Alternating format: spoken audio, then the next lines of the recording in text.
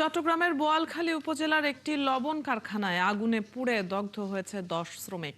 তাদের Chittagong medical college হাসপাতালের burn ইউনিটে ভর্তি করা হয়েছে। এর মধ্যে ৫ থেকে ৬ জনের অবস্থা আশঙ্কাজনক। বেলা ১১টার দিকে বোয়ালখালী পৌরসভার পশ্চিম গোমদণ্ডী এলাকার কনফিডেন্স লবণ কারখানায় এই আগুন লাগে।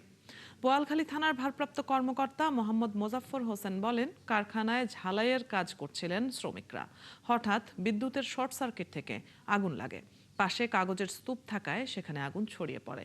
এতে কয়েকজন দগ্ধ হয়, পরে আগুন নেভানো হয়। দর্শক, আহতদের অবস্থা জানাতে চট্টগ্রাম মেডিকেল থেকে আমাদের সাথে এই মুহূর্তে যুক্ত হচ্ছেন সহকর্মী প্রণবেশ চক্রবর্তী।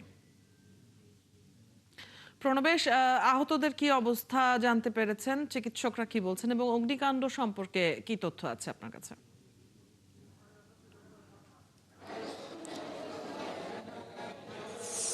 অদিতি, চট্টগ্রামের বোয়ালখালীর পশ্চিম গোমদণ্ডী এলাকায় কনফিডেন্স লবণ কারখানায় যে অগ্নিকাণ্ডের ঘটনা ঘটেছে, সেই ঘটনায় মোট ১০ জন আহত হয়েছে। ১০ জনের মধ্যে ২ জন তাদেরকে বহির্বিভাগে চিকিৎসা দেওয়া হয়েছে। তারা শঙ্কামুক্ত, তবে ৮ জন তাদের অবস্থা গুরুতর।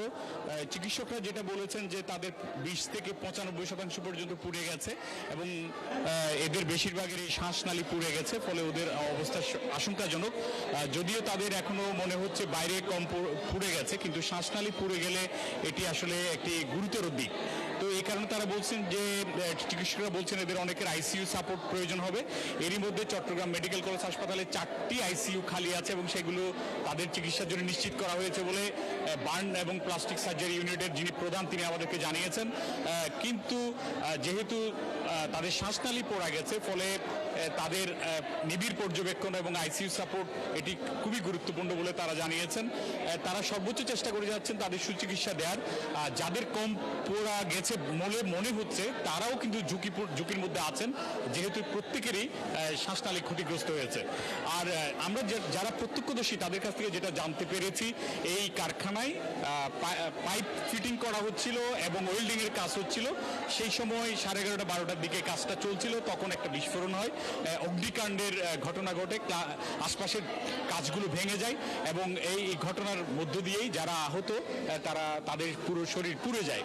তো এখানে যারা স্বজনরা আছেন সেই স্বজনরা দাবি করেছেন তাদের সুচিকিৎসা নিশ্চিত করা, তাদের সর্বোচ্চ সেবা এবং চিকিৎসা নিশ্চিত করার দাবি জানিয়েছেন এখানে যারা স্বজনরা আসছেন তারা। পাশাপাশি কারখানা কর্তৃপক্ষ যাতে তাদের চিকিৎসার ব্যবস্থা নেই সেই দাবিও স্বজনরা করেছেন। তো আমরা দেখতে পাচ্ছি চট্টগ্রামের যে বার্ন এবং প্লাস্টিক সার্জারি ইউনিটের সামনে তাদের স্বজনরা অপেক্ষা করছেন। যদিও ভেতরে সবাইকে প্রবেশ করতে দেওয়া হয় না, এখানে রেস্ট্রিক্টেড এলাকা, আর সবাই প্রবেশ করলে তাদের মধ্যে সংক্রমণ ছড়ানোর যে ঝুঁকি থেকে যায়, এই কারণে এখানে সবাইকে প্রবেশ করতে দেওয়া হয় না এবং হাসপাতালে সবাই যাতে প্রবেশ না করে সেই অনুরোধ জানিয়েছে এখানকার হাসপাতাল কর্তৃপক্ষ। তো এটি ছিল চট্টগ্রামের বোয়ালখালীতে যে অগ্নিকাণ্ডের ঘটনা ঘটছে তার সর্বশেষ। ধন্যবাদ প্রণবেশ, আপনার কাছ থেকে আমরা আহতদের খবর জেনে নিচ্ছিলাম। দর্শক, চট্টগ্রাম মেডিকেল কলেজ হাসপাতাল থেকে সহকর্মী প্রণবেশ চক্রবর্তী যুক্ত ছিলেন এতক্ষণ।